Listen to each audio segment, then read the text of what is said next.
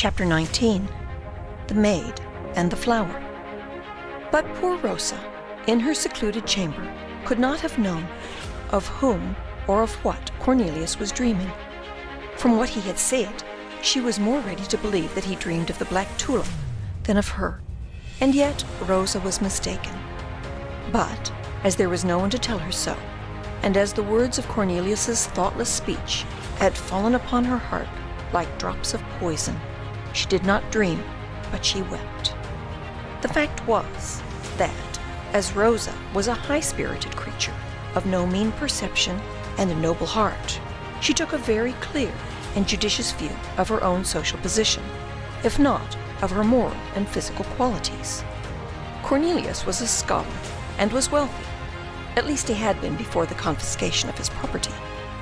Cornelius belonged to the merchant bourgeoisie, who were prouder of their richly emblazoned shop signs than the hereditary nobility of their heraldic bearings.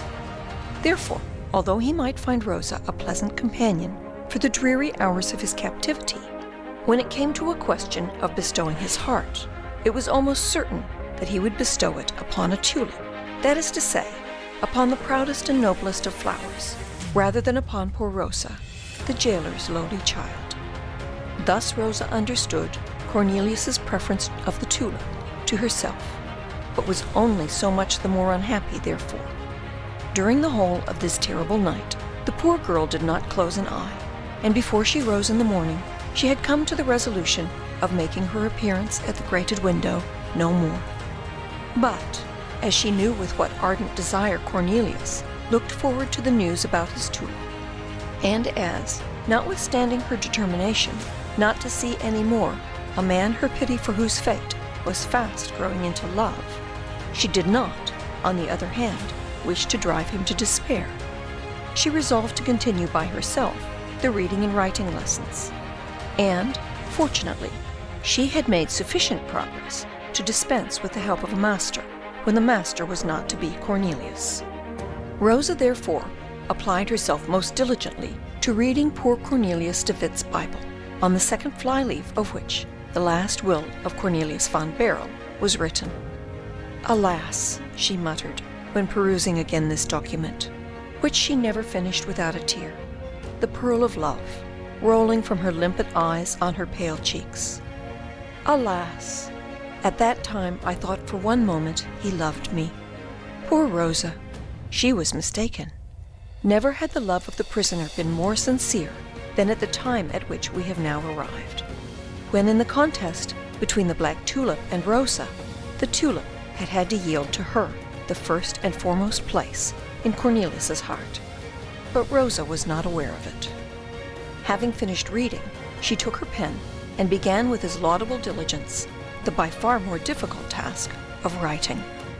As, however, Rosa was already able to write a legible hand when Cornelius so uncautiously opened his heart, she did not despair of progressing quickly enough to write, after 8 days, at the latest, to the prisoner on account of his tulip. She had not forgotten one word of the directions given to her by Cornelius, whose speeches she treasured in her heart, even when they did not take the shape of directions. He, on his part, awoke deeper in love than ever. The tulip, indeed, was still a luminous and prominent object in his mind, but he no longer looked upon it as a treasure to which he ought to sacrifice everything, and even Rosa, but as a marvelous combination of nature and art with which he would have been happy to adorn the bosom of his beloved one. Yet, during the whole of that day, he was haunted with a vague uneasiness, at the bottom of which was the fear lest Rosa should not come in the evening to pay him her usual visit. This thought took more and more hold of him, until, at the approach of evening, his whole mind was absorbed in it. How his heart beat when darkness closed in! The words which he had said to Rosa on the evening before, and which had so deeply afflicted her, now came back to his mind more vividly than ever, and he asked himself how he could have told his gentle comforter to sacrifice him to his tulip, that is to say, to give up seeing him, if need be, whereas to him the sight of Rosa had become a condition of life. In Cornelius's cell, one heard the chimes of the clock of the fortress. It struck 7, it struck 8, it struck 9. Never did the metal voice vibrate more forcibly through the heart of any man than did the last stroke, marking the 9th hour, through the heart of Cornelius. All was then silent again. Cornelius put his hand on his heart, to repress, as it were, its violent palpitation, and listened.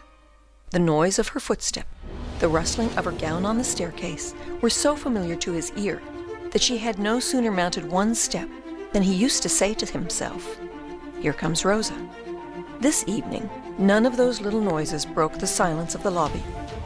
The clock struck 9, and a quarter, the half hour, then a quarter to 10, and at last its deep tone announced, not only to the inmates of the fortress, but also to all the inhabitants of Loevestein, that it was 10.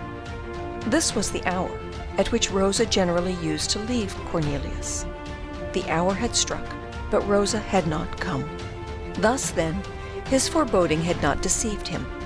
Rosa, being vexed, shut herself up in her room and left him to himself. Alas, he thought, I have deserved all this. She will come no more, and she is right in staying away. In her place, I should do just the same. Yet, notwithstanding all this, Cornelius listened, waited, and hoped until midnight.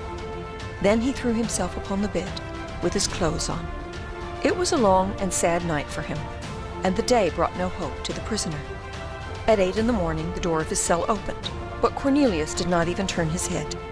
He had heard the heavy step of Gryphus in the lobby, but this step had perfectly satisfied the prisoner that his jailer was coming alone. Thus, Cornelius did not even look at Gryphus. And yet, he would have been so glad to draw him out, and to inquire about Rosa. He even very nearly made this inquiry, strange as it would needs have appeared to her father. To tell the truth, there was in all this some selfish hope to hear from Gryphus that his daughter was ill. Except on extraordinary occasions, Rosa never came during the day. Cornelius, therefore, did not really expect her as long as the day lasted. Yet, his sudden starts, his listening at the door, his rapid glances at every little noise toward the grated window, showed clearly that the prisoner entertained some latent hope that Rosa would, somehow or other, break her rule. At the second visit of Gryphus, Cornelius, contrary to all his former habits, asked the old jailer, with the most winning voice, about her health. But Gryphus contented himself with giving the laconical answer, "All's well." At the third visit of the day, Cornelius changed his former inquiry. "I hope nobody is ill at Loevestein?" "Nobody," replied even more laconically the jailer, shutting the door before the nose of the prisoner. Gryphus, being little used to this sort of civility on the part of Cornelius, began to suspect that his prisoner was about to try and bribe him. Cornelius was now alone once more. It struck 7 o'clock in the evening, and the anxiety of yesterday returned with increased intensity.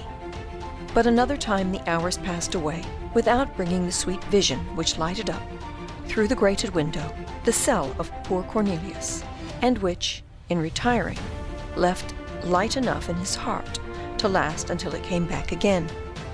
Van Baerle passed the night in an agony of despair. On the following day, Gryphus appeared to him even more hideous, brutal, and hateful than usual. In his mind, or rather in his heart, there had been some hope that it was the old man who prevented his daughter from coming. In his wrath, he would have strangled Gryphus, but would not this have separated him forever from Rosa? The evening closing in, his despair changed into melancholy, which was the more gloomy as, involuntarily, Van Baerle mixed up with it the thought of his poor tulip. It was now just that week in April which the most experienced gardeners point out as the precise time when tulips ought to be planted. He had said to Rosa, "I shall tell you the day when you are to put the bulb in the ground." He had intended to fix, at the vainly hoped-for interview, the following day as the time for that momentous operation. The weather was propitious. The air, though still damp, began to be tempered by those pale rays of the April sun which, being the first, appear so congenial although so pale. How if Rosa allowed the right moment for planting the bulb to pass by? If, in addition to the grief of seeing her no more, he should have to deplore the misfortune of seeing his tulip fail on account of its having been planted too late, or of its not having been planted at all. These two vexations, combined, might well make him leave off eating and drinking. This was the case on the 4th day. It was pitiful to see Cornelius, dumb with grief and pale from utter prostration, stretch out his head through the iron bars of his window, at the risk of not being able to draw it back again, to try and get a glimpse of the garden on the left, spoken of by Rosa, who had told him that its parapet overlooked the river. He hoped that perhaps he might see, in the light of the April sun, Rosa or the tulip, the two lost objects of his love. In the evening, Gryphus took away the breakfast and dinner of Cornelius, who had scarcely touched them. On the following day, he did not touch them at all, and Gryphus carried the dishes away just as he had brought them.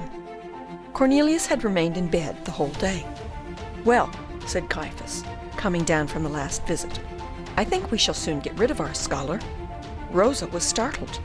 "Nonsense," said Jacob. "What do you mean? He doesn't drink, he doesn't eat, he doesn't leave his bed. He will get out of it, like Mynheer Grotius, in a chest, only the chest will be a coffin." Rosa grew pale as death. "Ah," she said to herself, "he is uneasy about his tulip." And, rising with a heavy heart, she returned to her chamber, where she took a pen and paper, and during the whole of that night busied herself with tracing letters. On the following morning, when Cornelius got up to drag himself to the window, he perceived a paper which had been slipped under the door. He pounced upon it, opened it, and read the following words, in a handwriting which he could scarcely have recognized as that of Rosa, so much had she improved during her short absence of 7 days. "Be easy, your tulip is going on well." Although these few words of Rosa's somewhat soothed the grief of Cornelius, yet he felt not the less the irony which was at the bottom of them. Rosa, then, was not ill, she was offended. She had not been forcibly prevented from coming, but had voluntarily stayed away. Thus Rosa, being at liberty, found in her own will the force not to come and see him, who was dying with grief at not having seen her. Cornelius had paper and a pencil, which Rosa had brought to him. He guessed that she expected an answer, but that she would not come before the evening to fetch it. He therefore wrote on a piece of paper, similar to that which he had received, "It was not my anxiety about the tulip that has made me ill, but the grief at not seeing you." After Gryphus had made his last visit of the day, and darkness had set in, he slipped the paper under the door, and listened with the most intense attention, but he neither heard Rosa's footsteps nor the rustling of her gown. He only heard a voice, as feeble as breath, and gentle like a caress, which whispered through the grated little window in the door the word, "Tomorrow."